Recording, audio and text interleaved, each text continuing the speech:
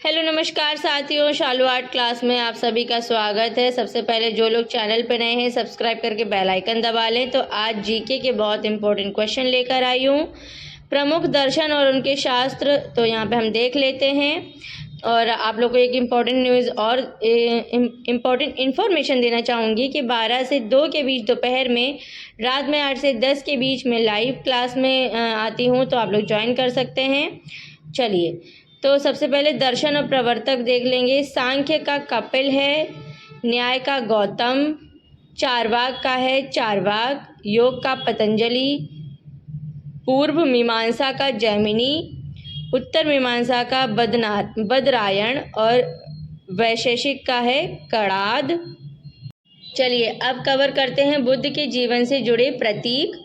हाथी है बुद्ध के गर्भ में आने का प्रतीक, कमल है जन्म का प्रतीक, सांड है यौवन का प्रतीक, घोड़ा है ग्रह त्याग का प्रतीक, पीपल है ज्ञान का प्रतीक, शेर है समृद्धि का प्रतीक, पद चिन्ह है निर्वाण का प्रतीक और स्तूप है मृत्यु का प्रतीक। चलिए कुछ और इम्पोर्टेंट क्वेश्चन कवर करते हैं। कृष्ण भक्ति का प्रथम और प्रधान ग्रंथ कौन सा है? श्रीमद् भगवद गीता। अगला प्रश्न है ऋग्वेद में संपत्ति का प्रमुख रूप क्या है? गोधन है।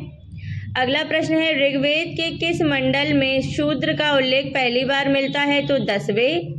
अगला प्रश्न है वेदों की ऋचाओं को पढ़ने वाले ऋषि को क्या कहते हैं? तो होत्र कहते हैं। अगला प्रश्न है ऋग्वेद का संबंध किससे है? तो ईश्वर महिमा से है।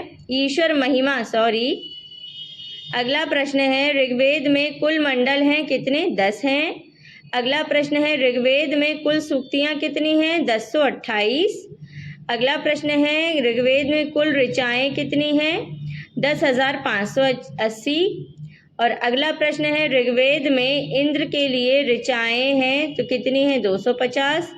अगला प्रश्न है सबसे पुराना वेद कौन सा है? तो ऋग्वेद है। चलिए कुछ और क्वेश्चन कवर करते हैं। यहाँ पे उपनिषद काल के राजा अश्वपति कहाँ के शासक थे? तो कहाँ के थे? कैकय के थे। अध्यात्म ज्ञान के विषय में नचिकेता और यम का संवाद किस उपनिषद में प्राप्त होता है? तो कठोपनिषद में प्राप्त होता है। अगला प्रश्न है वैदिक नदी कुभा या काबुल का स्थान कहाँ निर्धारित होना चाहिए? तो अफगानिस्तान में। अगला प्रश्न है कपिल मुनि द्वारा प्रतिपादित दार्शनिक प्रणाली है कौन सी है? सांख्य दर्शन। अगला प्रश्न है भारत के किस स्थल की खुदाई से लौह धातु के प्रचलन के प्राचीनतम प्रमाण मिले हैं? तो अतरंजी खेड़ा। अगला प्रश्न है किस काल में अछूत की अवधारणा स्पष्ट रूप से उदित हुई? तो धर्मशास्त्र के काल में। चलिए अगला प्रश्न है गायत्री मंत्र या देवी सावित्री को जो संबोधित किया जाता है किस पुस्तक में मिलता है? तो ऋग्वेद में मिलता है। अगला प्रश्न है न्याय दर्शन को प्रचारित किया था किसने? गौतम ने। अगला प्रश्न है प्राचीन भारत में निष्क से जाने जाते थे कौन? स्वर्णाभूषण। अगला प्रश्न है योग दर्शन के प्रतिपादक हैं कौन? पतंजलि। अगला प्रश्न है उपनिषद पुस्तकें हैं दर्शन पर। अगला प्रश्न है पूर्व वैदिक आर्यों का धर्म प्रमुखतः था क्या? प्रकृति पूजा और यज्ञ पर। अगला प्रश्न है चरक संहिता नामक पुस्तक किस विषय से संबंधित है? तो चिकित्सा से संबंधित है। चलिए अब यज्ञ संबंधी विधि विधानों का पता चलता है यजुर्वेद से। वैदिक युगीन सभा क्या थी? मंत्री परिषद। वैदिक युग में प्रचलित लोकप्रिय शासन प्रणाली थी गणतंत्र। अगला प्रश्न है सबसे प्राचीन वेद कौन सा है? ऋग्वेद। अगला प्रश्न है कौन भारतीय दर्शन की आरंभिक विचारधारा है? सांख्य। अगला प्रश्न है सांख्य योग न्याय वैशेषिक मीमांसा एवं वेदांत इन 6 भिन्न भारतीय दर्शनों को स्पष्ट रूप से अभिव्यक्ति हुई वैदिक युग में। चलिए अब अगला प्रश्न है वह दस्तकारी कौन सी है जो आर्यों द्वारा व्यवहार में नहीं लाई गई थी? तो लुहार या लुहारगिरी। प्राचीन व्याकरण अष्टाध्यायी के रचनाकार पाणिनि हैं। कौन सी स्मृति प्राचीनतम है? तो कौन सी है? मनुस्मृति। यदि आदि काव्य की संज्ञा किसे दी जाती है? रामायण को। प्राचीनतम पुराण है मत्स्य पुराण।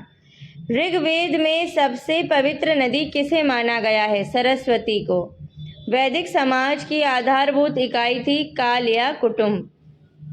ऋग्वैदिक युग की प्राचीनतम संस्था कौन सी थी? तो विदत। ब्राह्मण ग्रंथों में सर्वाधिक प्राचीन कौन है? शतपथ ब्राह्मण। गोत्र व्यवस्था प्रचलन में कब आई? उत्तर वैदिक काल में। मनुस्मृति मुख्यतया संबंधित है समाज व्यवस्था से। गायत्री मंत्र की रचना किसने की थी? विश्वामित्र ने। अवेस्ता और ऋग्वेद में समानता है। अवेस्ता किस क्षेत्र से संबंधित है? तो ईरान से।